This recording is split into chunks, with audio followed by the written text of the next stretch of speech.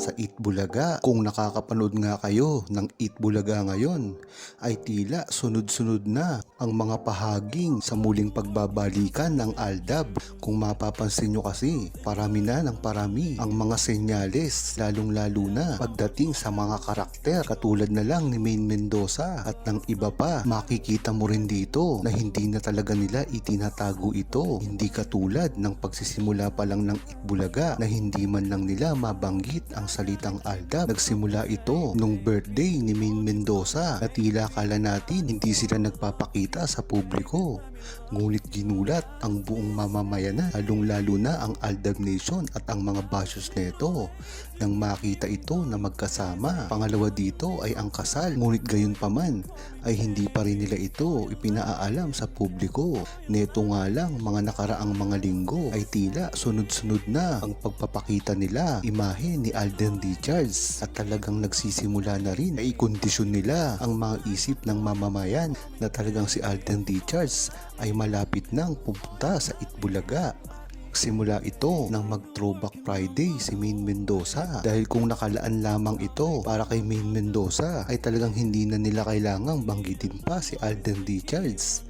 Ngunit kung napanood mo ito ay 2 beses niya pang binanggit si Alden Richards ang mga pangyayaring iyon na kanilang pinagsamahan.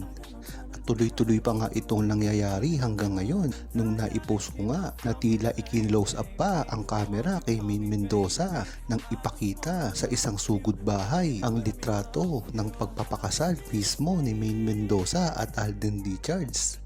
Hindi ba kayo nagtataka na ganun na lang ang ngiti ni Main Mendoza nung makita ang photo na iyon? Ito lamang ay nagpapatunay na totoo ang ginawang kasal nilang iyon at talagang makikita mo kay Main Mendoza at sa iba pa na handa na sila sa magiging pagbabalik ni Alden Richards.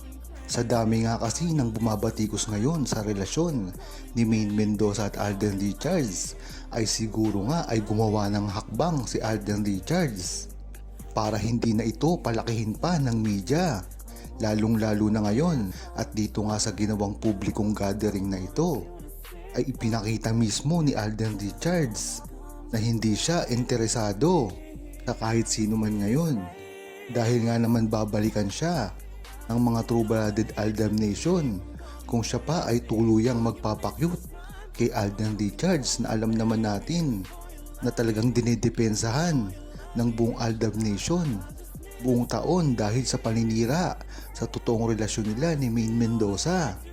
Dapat na nga rin makatunog na lumapit ay magpakyut kay Alden Richards. Ganon din naman si Alden Richards. Kahit nga ito ay napapartner ngayon sa napakaraming babae, ay talagang ipinaglalaban niya pa rin si Main Mendoza at hindi basta-basta makikisama sa ibang babae. Talaga nga naman, pagdating sa problema ng isang magkalapit na celebrity ay wala nang tatalo sa mga issue na ibinabato pagdating sa samahan ni Main Mendoza at Alden Richards. Ngunit pinapalampas lang nila ito dati. Iba na ngayon ang panahon dahil tuloy-tuloy na ang paninira sa kanila. At ang masama pa dito, mismong Aldab Nation na rin ang medyo may kumukontra sa kanila dahil sa hindi nila ginagawang pag-amin sa publiko.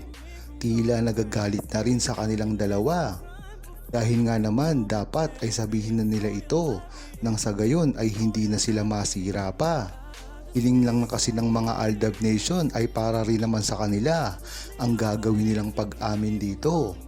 Ngunit hanggang ngayon ay talagang kriptiko pa rin ang ginagawa ni Main Mendoza at Alden Richards pagdating sa pag-a-address sa publiko. Ang iba naman ay nakakaunawa sa kanilang mga ginagawa dahil nga matagal na nila itong sinabi. Ibinunyag kung ano man ang namamagitan sa kanila at hindi na nila ito dapat gawin pa ng paulit-ulit at ipamuka sa buong Aldab Nation at sa publiko kung ano talaga ang meron sa kanila dahil nasagot na rin nila ito dati pa.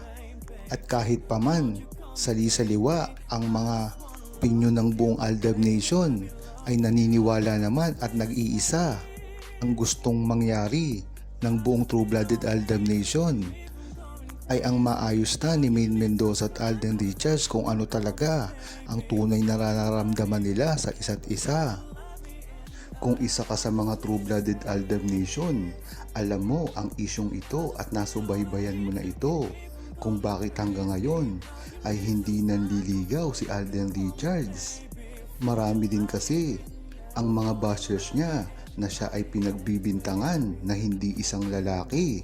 Ngunit ipinaliwanag na ito ni Alden Richards na ang naging huling girlfriend niya pa ay noong siya ay nag-aaral pa sa high school. At kung isang true-blooded Aldab Nation ka, ay nasubaybayan mo talaga ang buhay ni Alden Richards at Maine Mendoza. Pagkatapos nga ng kanyang high school, ay diretso kagad na nag-artista si Alden Richards. At ang una niyang kalakalab team dito ay si Luis.